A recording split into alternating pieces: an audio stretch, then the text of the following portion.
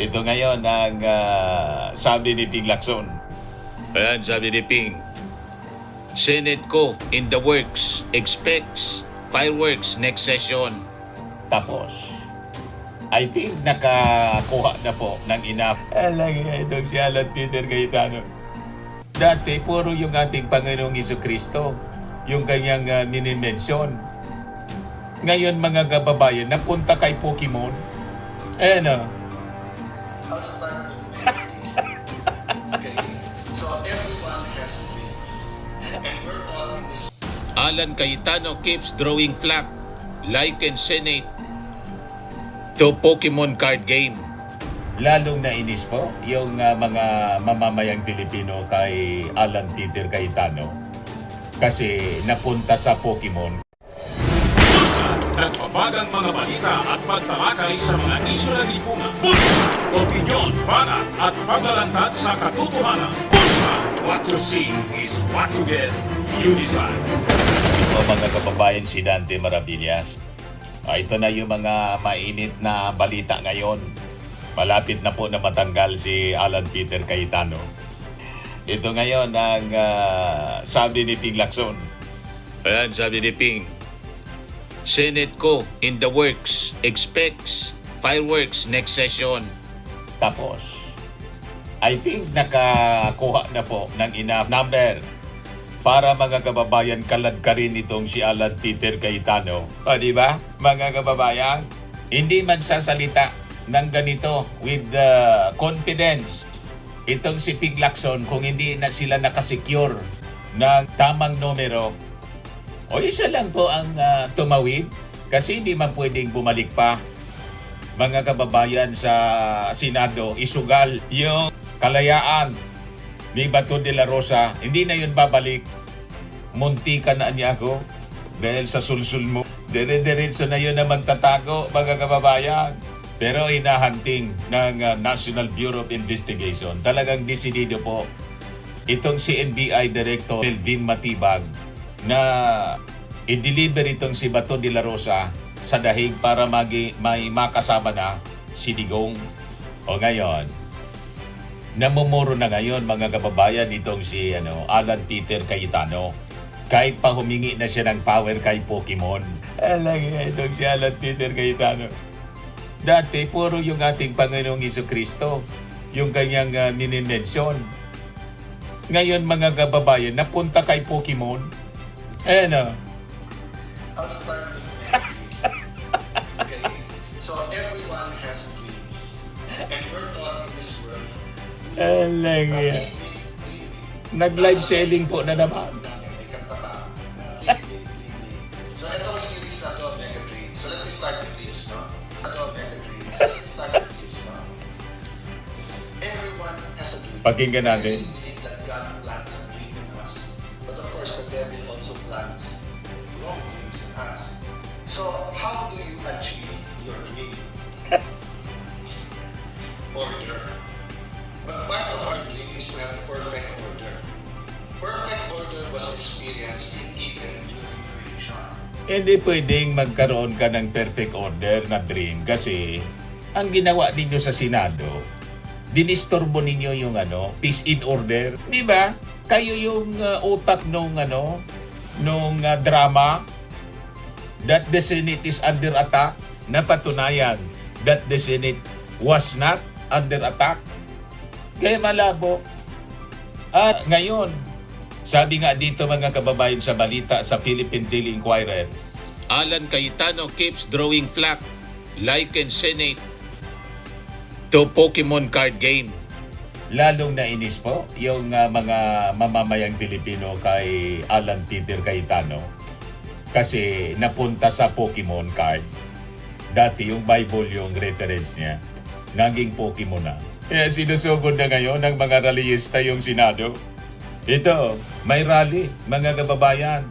Patalsikin lahat sila. Patalsikin majority senators. Ito. Si po? It's really disgusting what the senators are doing. Solita Monsod. Parang ginagawa nilang idiots yung mga Pilipino dito. Correct. Pumasok si all of a sudden, Bato comes out. He came out there just to vote ako. Hindi ba? Para maging Malinaw. yung mga boto. Tapos, umalis siya. Tapos, pinotektahan siya ng Senado. Talagang, tapos hindi pinotektahan ng Senado. Hindi ko naintindihan kung ano nangyayari sa Senador. Kasi they are losing their moral compass. That's the problem. And we are here to show them what the moral compass is. Nako, diba? O sa akin patalsikan na lahat sila. Sino pa patalsikin?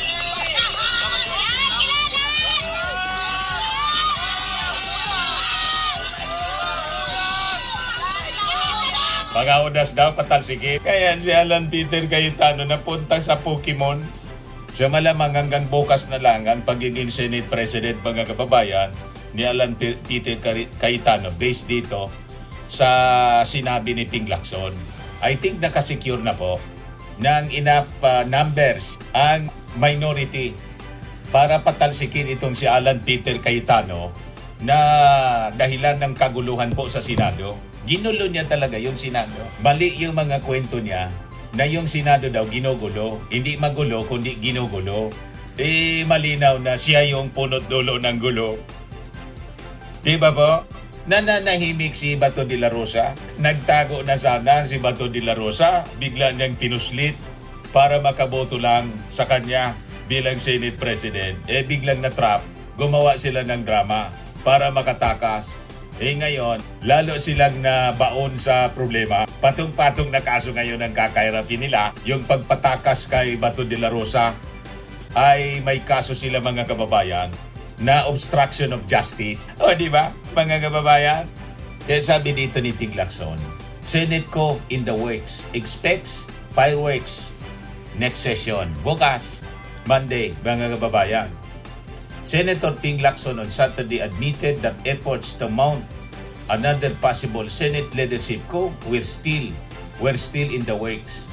Barely 2 weeks after the latest shake-up in the upper chamber triggered a series of events that plunged the institution into one of its most divisive periods in recent years. Sa interview, mga kababayan, sabi po ni Ping Lacson that the Senate presidency had become one of the most unstable political positions in the country following a series of leadership changes in the 20th Congress. Kasi nga po, dahil sa kanila pong pagnanasa na i-defend si Sara Duterte, yun ang pinaka-objective nila. Kaya nag-leadership change sila. Ipinuslit si Bato. Nagkagulo-gulo lalo. At nabaon sila sa problema ngayon. Magiging tuloy-tuloy ang pagbaon ninyo sa problema. Kasi po, ang gusto nilang protektahan ay isang leader na punong-puno ng kaguluhan ang dinala. Di ba? Dito sa ating bansa, si Sara Duterte punong-puno ng kaguluhan ang dinala sa ating bansa. Kaya kung ako sa inyo, gawin na lang ninyo yung tama. Forget Sara Duterte kasi si Sara Duterte is a damaged commodity na po yung mga Duterte. Kalimutan na ninyo. Gawin na lang ninyo yung tama. Ituloy ninyo yung impeachment trial at magdesisyon kayo base sa ebidensya. Malinaw naman yung ebidensya. Kaya ang dapat ninyong desisyon, conviction kay Sara Duterte. Babango pa yung pangalan ninyo. Magiging hero kayo mula sa pagiging mga Judas, pagiging mga Herodes. Ang tingin sa inyo ng ating mga mamamayang Pilipino, santamba kayo mga Herodes at mga Judas. Kaya nga yung rally sa labas, sabi? Lahat kayo dapat mag-resign kasi sinira ninyo ang Senado. Napakalinaw yon. Alan Peter Cayetano. Kaya kung ako sa iyo, tigilan na ninyo yan na kakadepensa ninyo kay Sara Duterte. Gawin ninyo, gampanan ninyo man ng maayos yung pagiging senator judge ninyo. Maging impartial kayo sa inyong pagdidesisyon. Kaya sabi po dito ni Ping Lacson, the public should expect these exchanges and possible confrontation at the resumption of the regular Senate session bukas po, Monday. Kaya kaabang-abang bukas, mga kababayan, bantayan natin ito. Expect fireworks, he said, as he noted the recent privilege speeches and resolutions filed in connection with the May 13 shooting incident inside the Senate building. Kitang-kita po yung ebidensya. Ginawa nilang drama yon para guluhin yung Senado. Makatakas si Bato and possibly yung intention to shield Sara Duterte. Isabotahe yung Senado. He noted that at least 8 senators from both the majority and minority blocs had already signified their intention to participate in the discussions on the matter. Doon pa lang nakikita ng mag-expect tayo ng fireworks. May balitaktakan yan, sabi po ni Ping Lacson. Kaya napunta po si Tuliro na, confused na itong si Alan Peter Cayetano. Hindi na niya alam yung kanyang gagawin. Kaya napunta sa Pokemon. Hindi buminta, mga kababayan, yung the Senate is under attack. Hindi din buminta yung kunas ni Amy Marcos na pinapakalat. Ay ngayon, Pokemon na, mga kababayan, yung sinasabi ni Alan Peter Cayetano. Nangabuang na niya, Mr. Maravilla. Puro buang man talaga yan. Dapat pagtatanggalin yan, mga kababayan. At a case should be filed against them sa pagpatakas nila kay Bato de la Rosa. Ngayon, speaking of Bato de la Rosa, sabi dito sa latest na balita sa Philippine Daily Inquirer, to prevent a repeat of the alleged escape of fugitive Senator Bato de la Rosa, future warrant of arrest issued by the ICC against other alleged co-perpetrators of former President Rodrigo Duterte will be promptly enforced by law enforcement agencies. Tapos, ang sabi po, palabas na rin yung warrant of arrest against individuals mula sa ICC, sabi po ni Director Matibag ng National Bureau of Investigation kahapon, para hindi na maulit yung nangyaring pagtakas, immediately enforce na. Kasi may precedent na po mga kababayan. So sabi po ni Jose Castro, the ICC warrants do not need to go through local courts. Noting that the Republic Act number 9851 or the Philippine Act on Crimes Against International Humanitarian Law, Genocide and other crimes against humanity already laid out the options the government may undertake. Section 17 of the law mandates the government's cooperation, including the surrender of an accused with international tribunals like the ICC. Castro noted that the warrants issued by the ICC are valid because the ICC is an international tribunal and not a foreign court of another state. The law is clear, sabi po niya, on the mandate of the government, and the government's stance is that it is not violating any laws and enforcing the warrants of arrest issued by the ICC. So klaro na, mga kababayan. So the Malacanang official urged individuals who may be named respondents in the future arrest warrants issued by the ICC to surrender to authorities and not go into hiding tulad po ng ginawa ni Bato de la Rosa. The NBI Director na si Melvin Matibag kahapon sinabi that the agency received information that several other personalities will be issued arrest warrants by the ICC in connection with the drug war of the Duterte administration. So may mga susunod pa po. Kaya expect na may makakasama na po si Digong doon po sa Dahig. So hindi na siya madulungkot doon. And in fact, maging si Mayor Bastos ay Bastos na lang kasi binabo yung ating Pangulong Bongbong Marcos. Pinagsasabihan ng mga kabastusan, mga kababayan. Kahapon, si Baste mismo, si Bastos, sabi niya dito, doon sa Rage Coalition rally, nalulungkot daw siya at saka masaya na rin. Halimbawa na si Bato ma-deliver padahig. Yan gusto naman nila kunin si Senator Bato, ipadala doon sa ICC, nalungkot ako. At the same time, medyo masaya rin ako kasi may kasama na yung tatay ko roon. If ever that will happen, it's a bad joke. Sanay naman kayo sa bad joke. So anyway, gawin na lang ninyong good joke ito para sa inyo kasi deserve naman ito talaga ni Bato.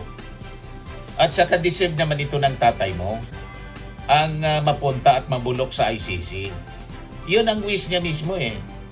Paulit-ulit niyang sinabi. Gusto pa nga niyang sipain daw niya yung ICC kaya lang hanggang ngayon hindi pa niya masipa. O di ba mga kababayan? O yan man lang po yung ating short video ngayon. Ako po si Dante Maravillas. Bye-bye po. God bless. Training and lifting cream, pinapahid po sa mga pulses in affected area. Mainam po sa paninigas ng mga kaso-kasuan. Ito naman po, Automax Radiant Serum. Sa mukha naman yung application. Anti-aging po siya. You will look 10 years younger than your age. Sa mga cancer patients naman po, baka lang gusto ninyo itong itry. Neng siya red mixed fruit drink. Hindi mo po siya gamot, food supplement siya. Kaya lang, gawa siya mga kababayan sa goji berry. Yung goji berry may anti-cancer properties. O ngayon, yung mga inquiries ninyo, dumiritso na lang kayo sa aming messenger sa Facebook para masagot namin agad. Ayos pa? Ayos na ayos niya, Mr. Maravilla. Sa mga nagana po ng malinis and spacious fitness gym, pumunta lang po kayo sa aming Colossal Fitness Gym. May Grab car rental din po kami. But anyway, ito po pala yung aming bagong product na binibenta online. I am worldwide amazing pure organic barley powdered drink mix from Australia. Negosyo to ng aking anak na architect entrepreneur Riz Maravillas. Ayan po. Kontakin na lang po ninyo siya, Riz Maravillas on Facebook. Ang mga health benefits niya, boost immunity, improves digestion, enhance energy levels, packed with antioxidants, prevent cancer. Ito naman po yung bago naming product na binibenta online. Eye Glow Serum, whitening po siya. Tingnan ninyo yung epekto sa aking anak na architect before and now. Yung mga inquiries po ninyo, dumiretso na lang kayo sa kanyang Facebook account, Riz Maravillas.